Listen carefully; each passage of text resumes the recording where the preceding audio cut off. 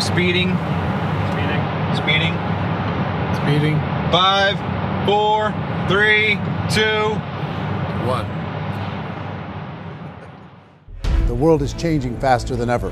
What used to take decades is now taking years or even months. What you see right now is the illusion that people have had for many decades about the workplace being this secure place to work the rest of your life. For the first time in the history of our nation, our children will not do as well as us. We've seen our friends get laid off, we've been laid off, we've had our pay cut. People are overworked and underpaid. They seem to have less time and less freedom. They live under constant pressure. This is going to be forced. And so even if your employer loves you, they may have to cut you. There's something wrong that on Monday morning, the heart attack rate increases by 35%. Technology is accelerating, job security is declining. It just doesn't seem like the old models of making a living are as reliable as they used to be. Every aspect of our lives, there's a better way out there, but we're still doing it the old way. We live in the greatest country on the planet, and there are a lot of people sitting around complaining and being cynical. Like everyone's whining about this old model, and I'm like, why don't you leave it? Look at all this over here. Look at all this opportunity. Since so much of our lives revolve around our work and the way we make our living, many people are thinking there just has to be a better way. The biggest challenge facing our world today is not making money, is what are we going to do with all the displaced, unemployed people? People are afraid that they're going to make the wrong decision. People are afraid of the unknown. People are afraid that maybe I don't have the skills. Hey, sports fans, industrial age is over. It's dead. It's dying. That's why going to school to get a job is an obsolete idea. A steady paycheck is an industrial age idea.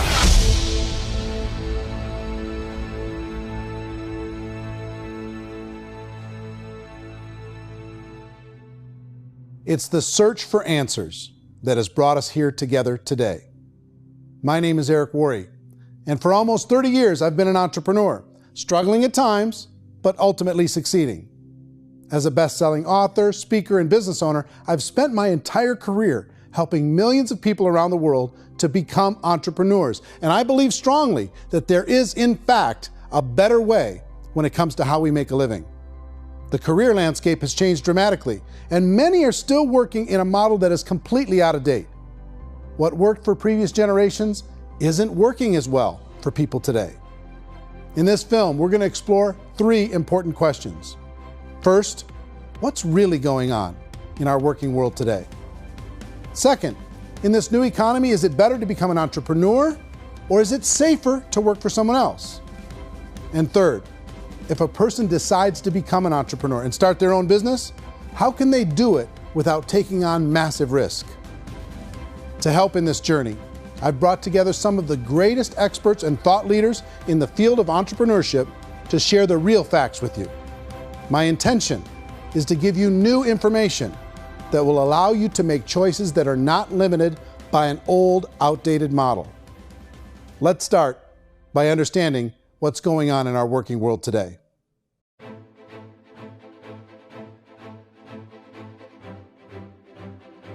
Let's look at unemployment. 30–40% of the people are honestly not working, but would be working. What our government does is if you haven't found a job in 6 months, we don't call you unemployed. We pretend you dropped out of the labor force. I've often said that unemployment, particularly structural unemployment, that's unemployment due to technological changes, is the first sign of economic growth. Think of it, 10 people live on an island. They go out every day and fish. One day, new technology shows up. A missionary brings them a net. Now, using the net, one pilots the boat, one throws the net. 2 fishermen can do all the work 10 used to. That's a 500% increase in productivity, 2 doing the work of 10, in one day. You don't have to learn a lot to learn how to throw a net instead of throw a fishing line. The island's got a big problem, 80% unemployment. But the island still has all the wealth of the fish because the 2 people produce as much fish as 10 did. Now, of course, looking back in history, these changes used to take thousands of years. And during that time, we went into farming and transportation. Some of us became doctors and some teachers and lawyers, and we developed all these new professions and new manufacturing jobs. Today, these changes are occurring literally in one day when a new technological advance occurs, and we don't have the social structures to deal with it or to retrain the unemployed people. So one of the things that I think is interesting as I travel across the country and really travel around the world is the way that we work and the way we get paid for work is changing pretty dramatically.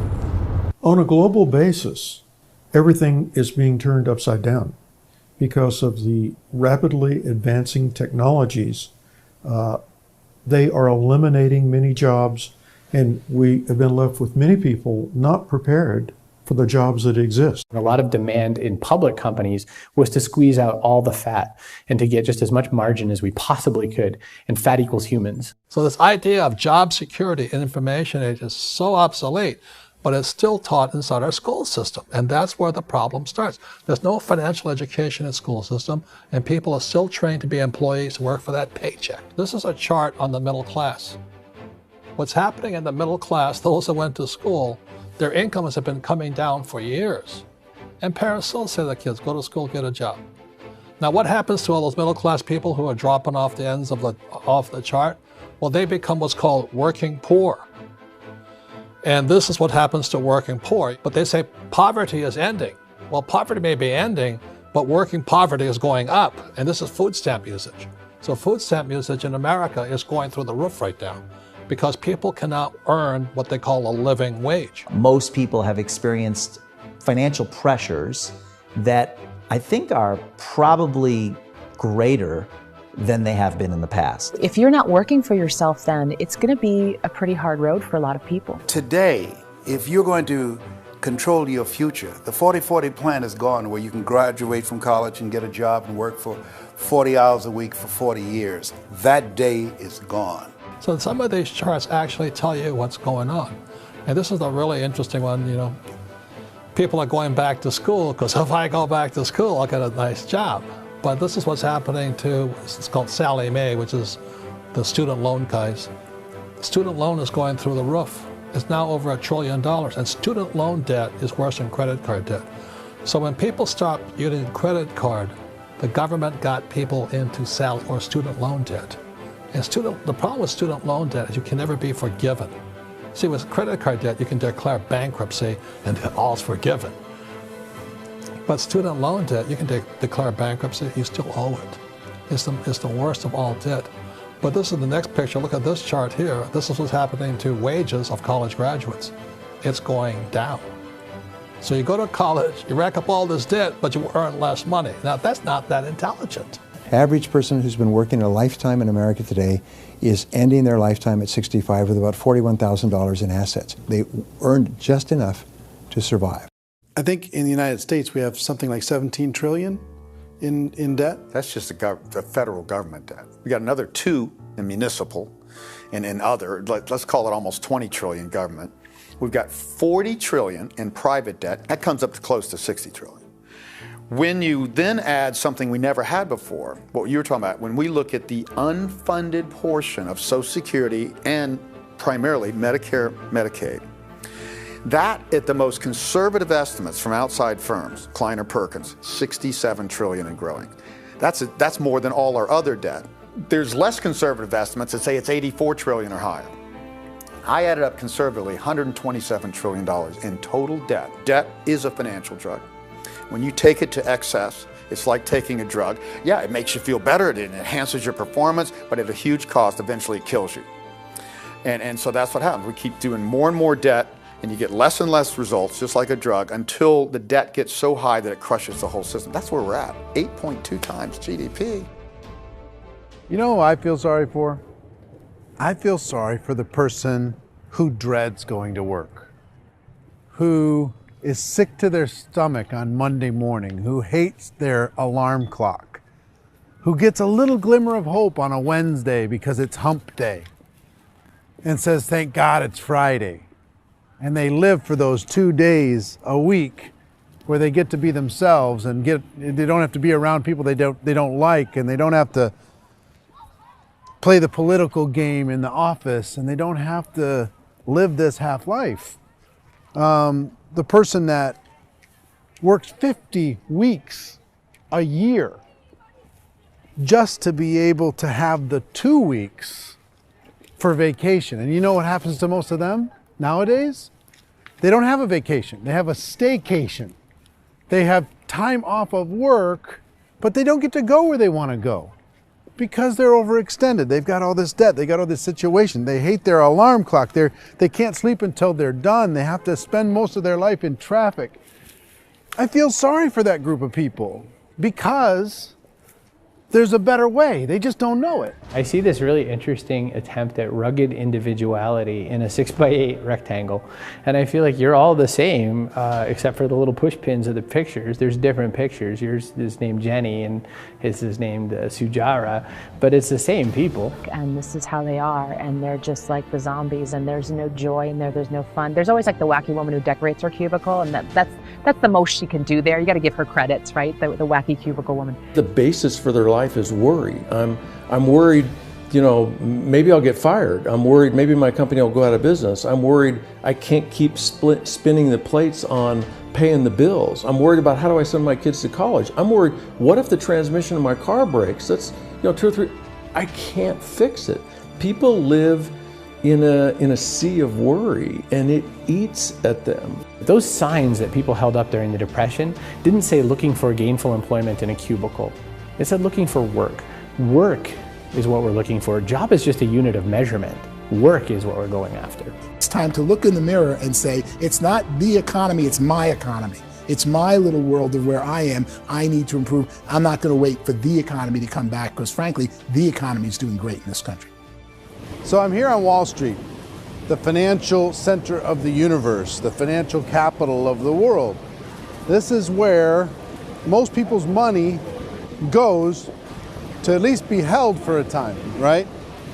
With interest rates in banks being effectively zero, and many experts are predicting it's going to stay at zero for the next 10, 20, even 30 years, people feel like they don't have any choice but to put their future into equities, to put their future into the hands of other people on this stock market, and hope that the stock market goes up, hope that the stocks that their advisors pick or that they pick goes up. That's one way to go, I guess. It's my personal belief that if you put your future into the hands of yourself, in other words, you have earning power by yourself, I think you're a better investment than these guys. I think you controlling your future is a better option than handing over your retirement to these guys. The average household income in the United States is approximately $50,000 a year, what they call the middle class. To reach the top 25% of income earners, you'd need to earn at least $90,000 a year. To reach the top 10% would be a household income of $140,000, the top 5%, $190,000, and to be in the top 1%, you'd need a combined household income of at least $380,000 a year. So here's the question.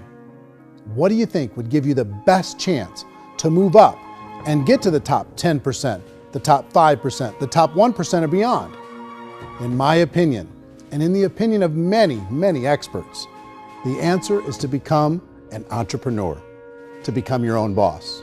I think you have to be a business owner. I can't, the only time I ever say to someone it'd be great to be an employee is when they've already told me they've surrendered. I only tell people who are wounded spiritually that they should be an employee. And it's that feeling that you get when you pick up the backpack off the little Cub Scout and say, "Don't worry, little guy, we'll get you back to the camp." You know, it is in no way a kindness when I tell someone they'd be a great employee. The other status symbol really increasingly is lifestyle. And people can own their own business, maybe even work out of their house. That, I tell you, people admire that, like, gosh, I wish I could do that. The spirit of the entrepreneur is to be a risk taker and to be resourceful and unstoppable and to have a vision of yourself beyond where you are and not willing to settle for life as it is. You think about the great entrepreneurs, they're visionary, they have heart, they're willing to do today what others won't so they can do tomorrow what others can't. Personally, I don't think of the new economy, the old economy. I create my own economy. The entrepreneur's in control. I decide what the economy is going to be like. In the world of entrepreneurship, there are no limits. you can make as much as you want, depending on how much you want to work and how smart you are and how great a team you put together. There's no more lifetime rewarding business than being an entrepreneur. Why in America, where anyone could be anything, would people want to give up their freedom and become effectively a modern-day slave, told shut up and be here every morning at 7:30, leave at 5:30, and do what I tell you? If people decide to become an entrepreneur and work for themselves, they have some traditional options, but they're riskier than you might think. Any kind of a retail business, retail build-outs, is extremely expensive. Even just these small little yogurt stores where they're putting little yogurt machines and you get all the different flavors, you're spending $200,000, $300,000, $400,000 to open a yogurt shop. I would love to buy a Dunkin' Donuts, but it's a $500,000 or so to start. I don't quite have that just in case money. Risking lose it all, and most guys do 2 or 3 times, and even big guys like Branson, because I'm such a fan of his, half his companies don't work. If you make $1 million, your problems are gonna go. If you make $1 billion, your problems are really gonna go. Just the opposite. You and I know when you're making $1 million, you get $1 million responsibilities. You make $1 billion, you got 1,000 times $1 million responsibilities. And most people say, I'd love to be my own boss. 70% of Americans would love to be their own boss, according to recent polls. But they don't know how to get there. Because what are you going to do? One, you could buy an existing business. If somebody's selling an existing business, you have to ask why. Usually because it's probably hard. It's probably not making as much money as they hope. 2, they could buy a franchise. A little less risk, proven system, but it's expensive to be able to do that. 3, they could start something from scratch. And that's where a lot of people feel like, I don't have the chops to do it. I don't have the money. I don't have the product idea. I don't have the expertise. I don't have whatever it's going to take to be able to get there, and I can't risk my family to do it. So, 4th, they could become an investor. A lot of people in this town invest to try and figure out a way, but you got to be pretty smart with that game too, right? Venture capitalists, who are the very best and most sophisticated in investing in new breakthrough businesses, make it on 1 out of 11. That means 10 out of 11 are mediocre or fail. Most of them fail. That's the risk there. An angel investor is lucky to get 1 out of 15 or 20. A business is a team sport. Like, I have to have accountants, I have to have engineers, I have to have system designers, I have to have sales, marketing, I have to have accounting, I have to have mission statements, I have to have legal and all that. The average Joe Schmo, even me, I go out there, I don't have the skills to put a business together. I think the bottom line for the 4 traditional options is they take money, sometimes a lot of it. They take expertise, and they take time. All of that adds up to just too much risk for most people. I bought a business from somebody else and it was a lot of work. And you start wondering, what did I just buy? Because I guess ultimately I own your email list and I just overpaid for it. People that start their own business, they spend a lot of money, they spend a lot of time, a lot of effort to get things started. And the more you invest on the upfront, the harder you typically work at it. Well, I can tell you what the success rate is of a restaurant. What is it? They're crazy enough. About 90% of them fail. About 90%, in how quickly? Year or less. Wow. And if we're talking non-franchise, we're talking franchise, Sure. That's totally different. Yeah. But our students aren't getting franchise restaurants. You gotta invest big money. Exactly. And with someone like McDonald's, you've had to work with the company for a long period of time, really know the To even have a business. chance at investing $1 million. Have a chance, and it's a slim chance. What if there was a way that you had all the proven aspects, the comfort aspects, and you could still control your own life? What if there was both? In other words, you didn't have to create everything from scratch. You didn't have to be a super leader. All you had to do, what if there was a proven product already? You didn't have to create the product. And there's a proven system already, proven training already. Everything except an employer. That was the only thing that you didn't have. Do you think more people would be open to working for themselves in that environment?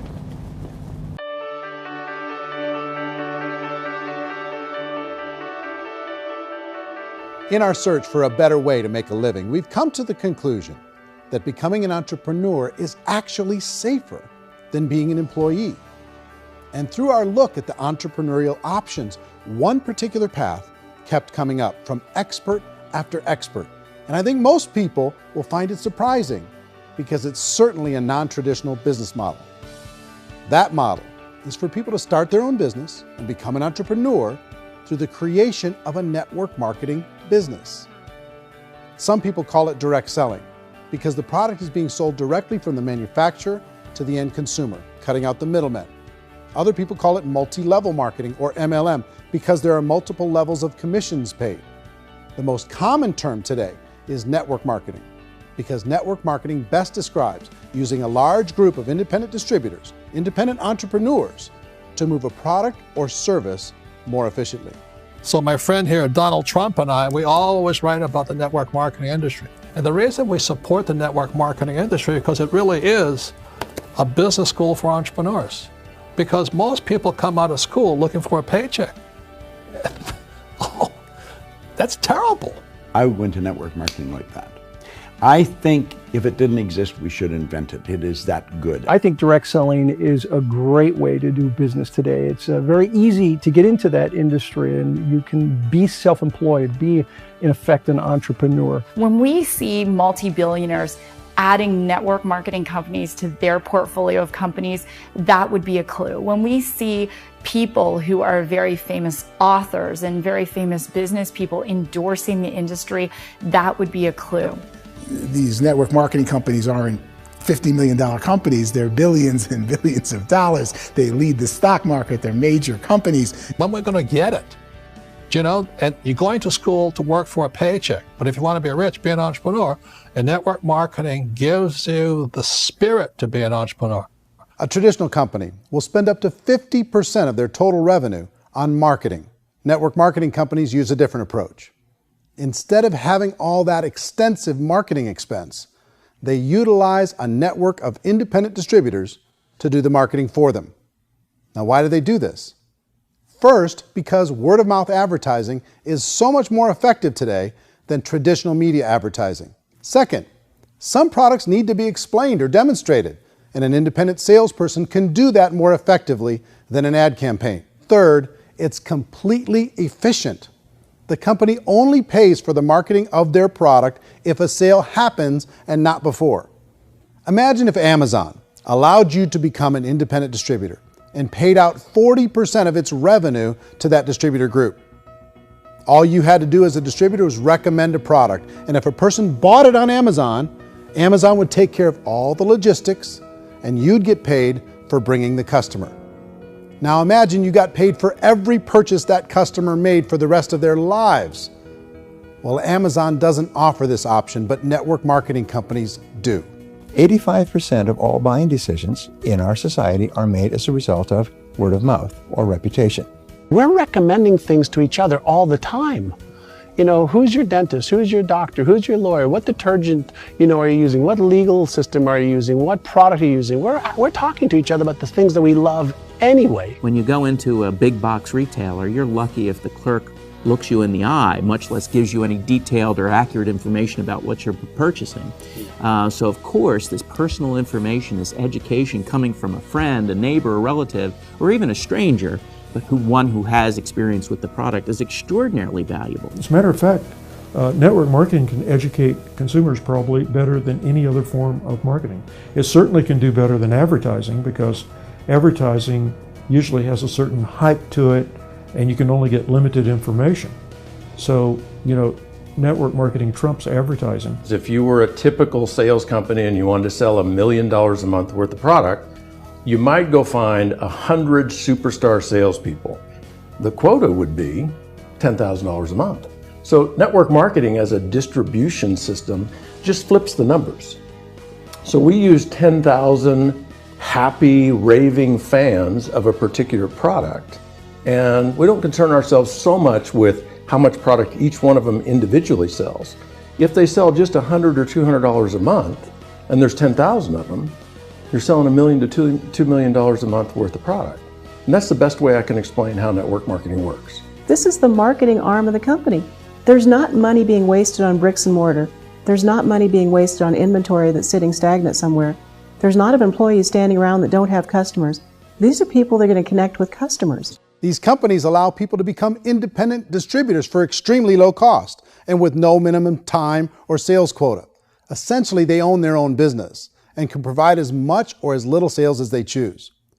In other words, the distributor gets all the benefits of traditional business ownership without the risk. The advantage of network marketing is the ease of entry, the low risk, and the low startup cost, because almost everything else has very high risk. You can get in for a minimal investment. You're buying into a system that's already been proven, products or services that have been proven to work. The keys to network marketing is providing an opportunity for the masses to get involved, providing an opportunity for the average person who doesn't have the resources to start their own business.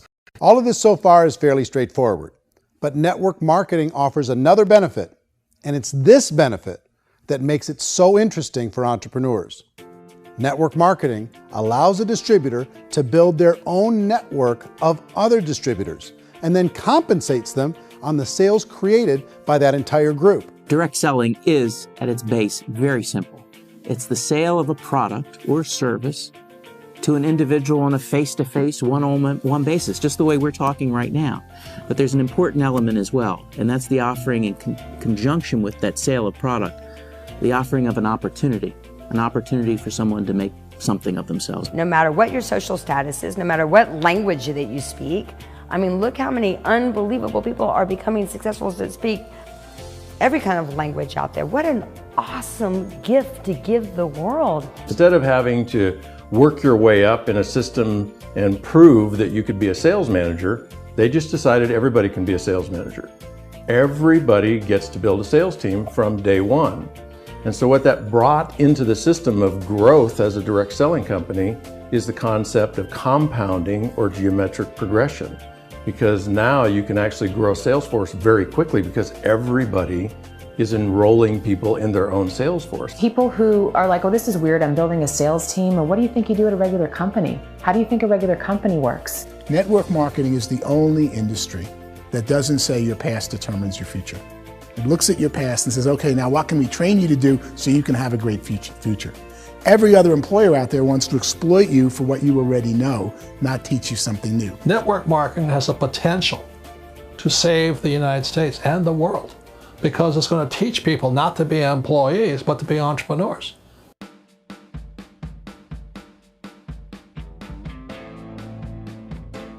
According to the Direct Selling Association, if you add up all the network marketing companies around the world, they combine to do over $178 billion a year in retail sales. To give you an idea of how big that really is, the NFL, the National Football League, does approximately $9 billion a year. The music industry does a little more than $16 billion a year, and the movie industry does about $80 billion a year. Using a conservative average, network marketing companies pay their distributors about 40% of that $178 billion in the form of commissions, which adds up to more than $71 billion a year. That's almost $6 billion a month. It's almost $200 million in commissions every single day. So it's certainly working, and people are making serious money in network marketing. With the growth of the direct selling industry over the last 10, 15, 20 years, we've seen a broader understanding of the channel. We have seen more and more people getting involved in the business, so our penetration in the marketplace has increased, and thus the understanding in the marketplace of who we are has increased. And we've seen non-direct selling companies look at the direct selling model and say, something's going on there. People are making money, companies are being profitable, individuals are being motivated, product is being delivered to market. Maybe we should explore this. Some people think only the people at the top make money. Well, let's take a look at that as well. In the network marketing profession, there are roughly 500 people in the world who earn over $1 million a year. If you round that number up to $2 million a year, that adds up to about $1 billion a year. That takes the $71 billion paid out each year down to $70 billion. So where does the rest of the money go? The vast majority goes to part-time people making anywhere from a few $100s a month to many thousands of dollars a month. It goes to people who choose to make it a full-time career move and earning even more than that. Every day, people are using the money they earn through network marketing to pay off debt, have more fun, and improve the quality of their lives. Everyone I know in network marketing has been doing that since the 50s.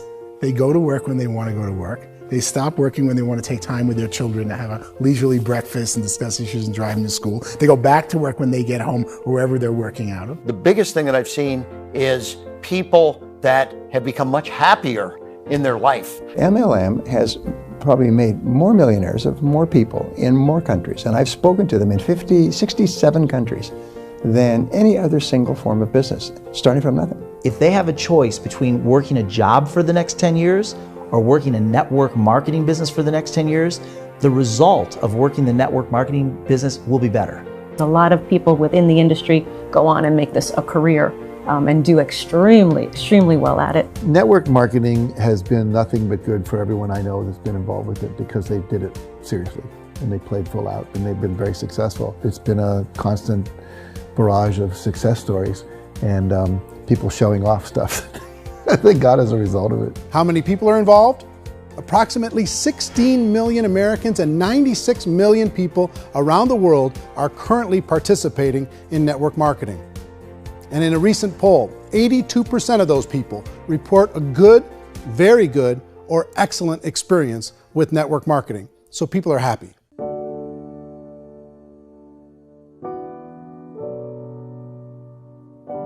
So I've taken a look at the network marketing profession and really tried to understand why so many people are confused as to the validity of this as a business. One is this pyramid shape. People get really messed up with this pyramid. Oh, it's one of those pyramid things. So I just think there are a lot of haters out there who really don't understand the industry and say, oh, it's a get-rich-quick scheme. It's a pyramid. Well, corporate America is a pyramid scheme. You know what I mean? It goes like this. You have thousands of MBAs, let's say working for Ford or General Motors or Coca-Cola. If all these MBAs, they're all trying to get to here, that's a pyramid. Only one guy's going to make it. Every 10 years, one's going to make it. Whereas you look at network marketing, it's like this. So you're here, and your job is to develop other CEOs coming up behind you. So it's an inverse pyramid. In network marketing, it's a very simple concept. If you sell product, you get paid. It is paid based on production. There is no first mover's advantage. There is no investment component where the more somebody spends, the more they're entitled to make. So the two are polar opposites of each other. It doesn't matter what shape the company is or the compensation plan is shaped, whether it's a circle or a pyramid or a triangle or a trapezoid, it doesn't matter. If compensation is coming primarily from recruitment, then you've got a problem. On the other hand, if an operation is basing their compensation to participants on the basis of sales, even when those sales are generated by people you've recruited, well, then you're a perfectly legitimate enterprise. That's the legal test, it's the practical test. Another issue that's been true in the past that is no longer true now is people used to be in network marketing loaded up with products that they couldn't sell and they ended up a loser. They ended up with a bunch of product in their garage, they ended up with a bunch of products sitting in their kitchen shelves or whatever, and they thought they could sell it and then they weren't willing to or able to sell it and they ended up with a bunch of stuff and they were bitter about it. There was this thing called front loading where you had to buy if you bought $25,000 worth of product, you got better commissions and all this. Today, it's almost all done by computer. It's direct mail comes from a warehouse somewhere else. You don't have to have all this inventory. You don't have to stock up. It's a paperless world now. Most of it's done online. You have a back office. It really works. And I mean, the technology has changed everything. Third issue is people start talking about 99% of people in network marketing don't make any money. Well, we've talked about that over the course of this journey together.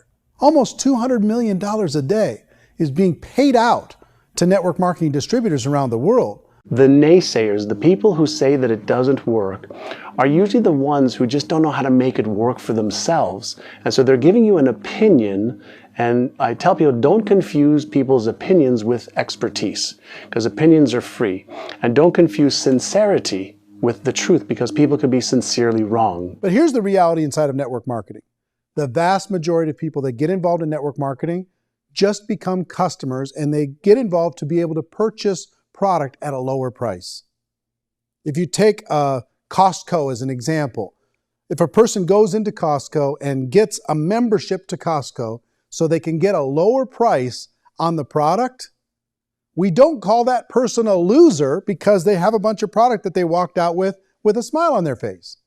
Yet when some people want to take a look at network marketing, they say, well, those people, they're just using the product and they aren't earning an income, so they must be a loser. They're not a loser, they're a happy customer.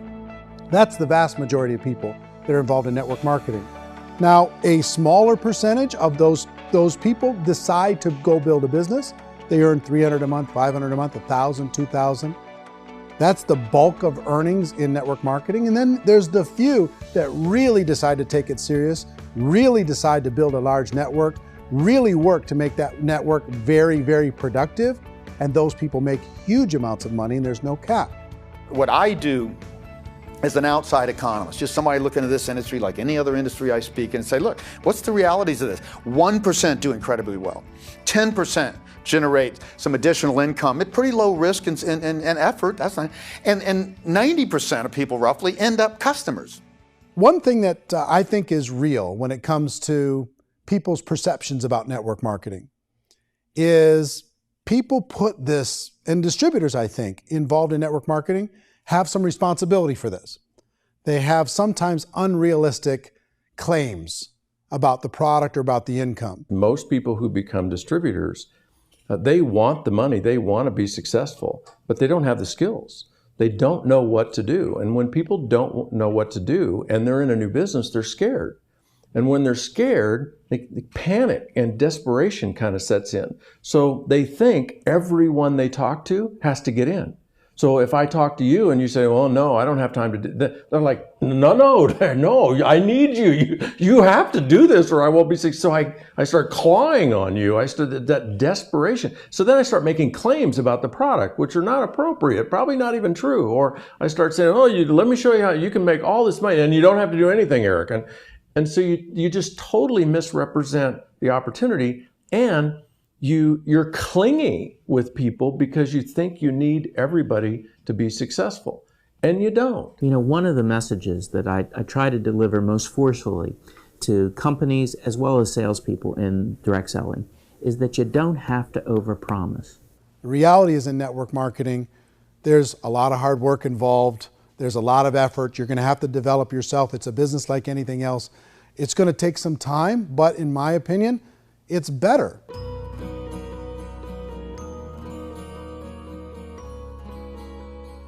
It's light years better for people starting today than it was even 5 years ago. I think it's more widely accepted now, and people understand it is a business. It is being an entrepreneur. It is being a business owner. Our belief system is based upon our evaluation of something.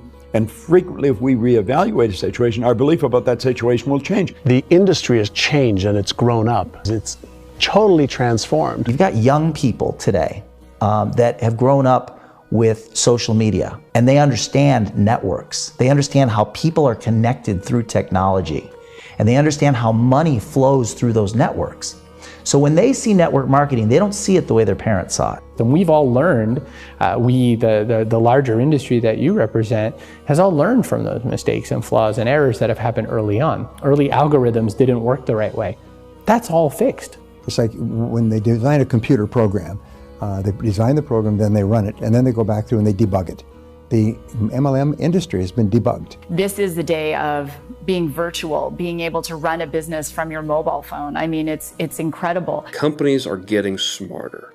They're implementing more consumer protections. They're implementing more compliance training.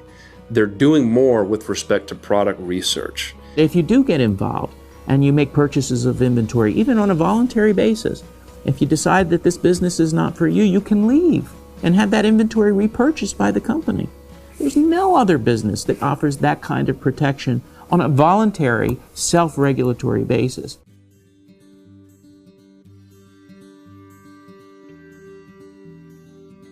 If you decide to look further into a network marketing business in order to generate more cash flow for your family, I would recommend reviewing the following 4 elements. First is the product or service. And on the product or service, I would ask 5 important questions. 1, do you like it? Is it something you would feel comfortable sharing with others? 2, is there a recognized need in the marketplace? It's hard to create a need if one isn't naturally there. 3rd, does the product meet that need? Does it solve a legitimate problem for consumers? And 4th, is it priced to sell? Can it compete in the marketplace? And fifth, is it priced for profit? Is there enough margin for the company and the distributor to be able to generate income for the long term? If you can answer the questions on the product to your satisfaction, the next element to consider is the company itself. Is it well run? Do you believe in the founders or the management team? Do you feel they have what it takes to go all the way? See, it doesn't matter how good the product is if the management can't take care of the company. Good management can change with the times. They can handle adversity. They can make good decisions.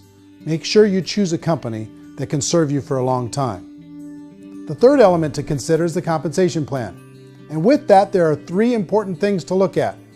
First, a brand new person needs to be able to generate some money fairly quickly. It may be an obvious reason, but you can probably imagine the ripple effect of a distributor getting involved and having even a small victory fast. That can only help with the overall success of the organization. Second, a person should be able to develop a moderate part-time income in a reasonable period of time. As they develop their network and as their sales grow, they should be able to enjoy more benefits.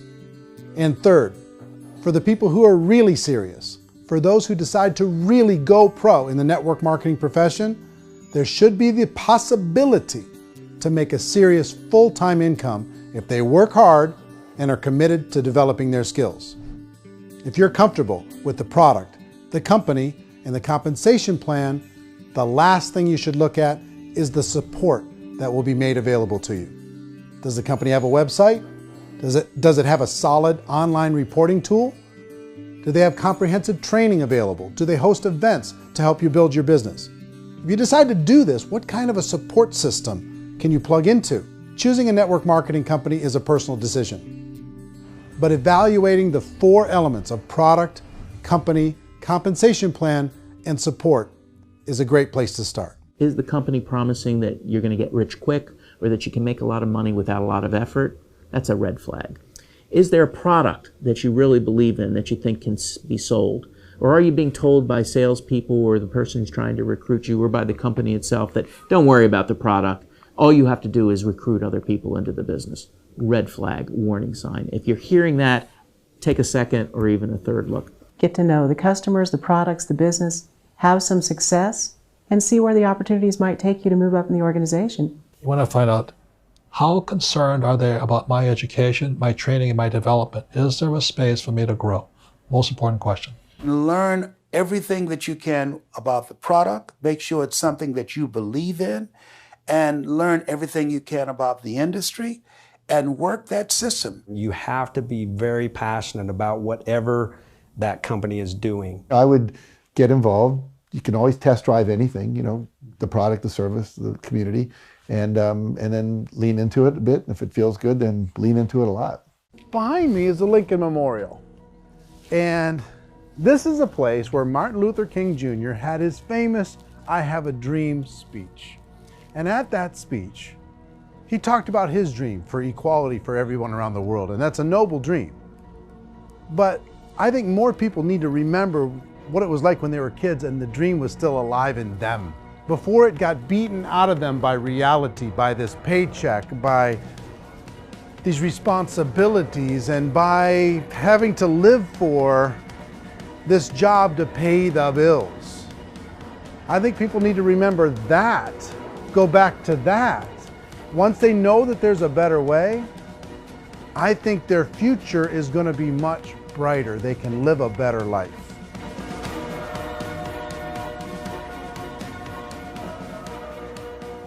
So if you're considering getting involved in a network marketing company, let me offer you just a few pieces of advice.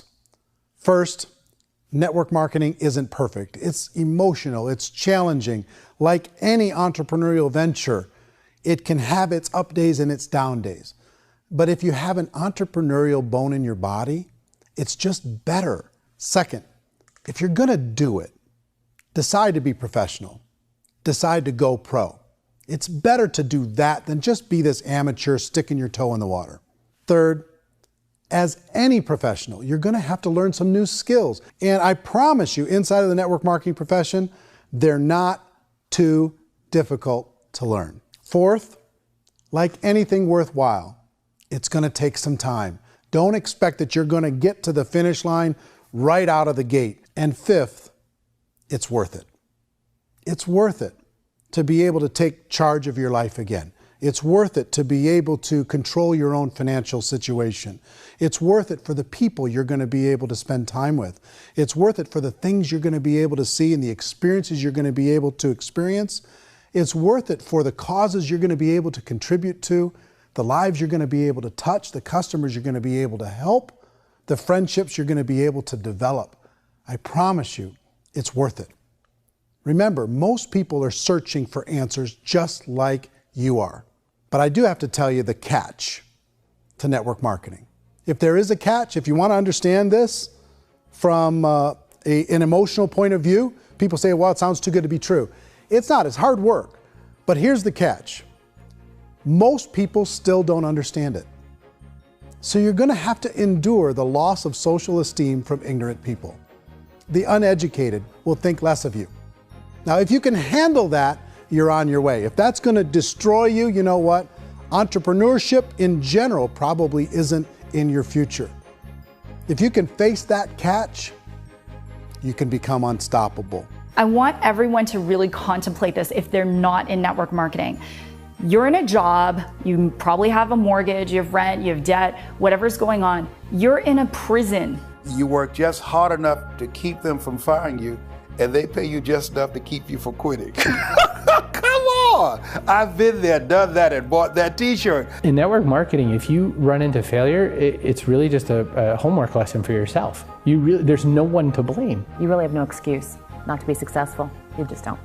People don't want to hear that, but there's so much available to you. If you want to be a good network marketer, be a student to the people above you, be a fellow traveler to the people on the same level, and be a teacher to those below, and know when it's appropriate to do which.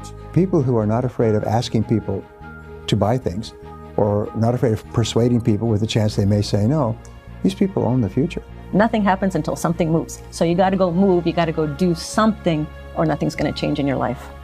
In the beginning, you're going to do a lot of things that you don't get paid for.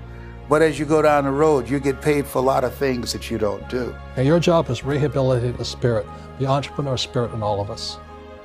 Get it back. Either give it a strong yes or a strong no, but no wishy-washy, dilly-dally stuff in the middle. There's dreams and there are nightmares, but I believe that the biggest nightmare of all is when you don't pursue your dream. You're going to see some monumental growth in this profession. It's an exciting, exciting time to be involved with the network marketing profession. The next 10 years, I see just exponential growth. When that tipping point comes, it's not a matter of asking somebody, have you ever heard about network marketing? You're really asking them, which company are you building your wealth in? We are here to fix the world, to improve relationships with other people, to improve other lives. And the real reward comes as an entrepreneur in any level from teaching somebody something and watching them soar. There is no greater reward.